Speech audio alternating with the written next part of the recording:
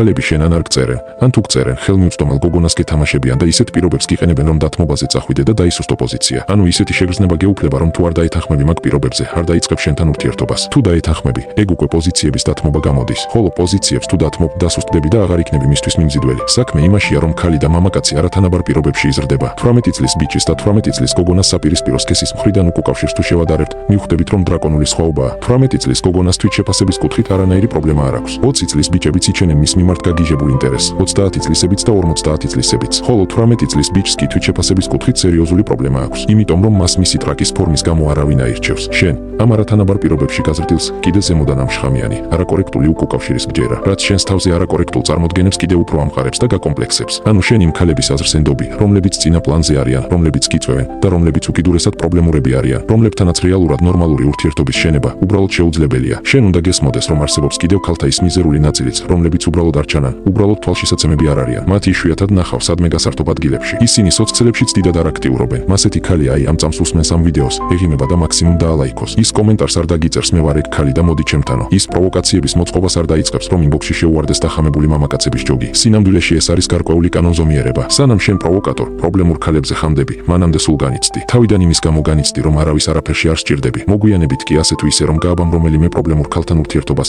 მაგავე ურთიერთობის შედეგების გამო განიცდი.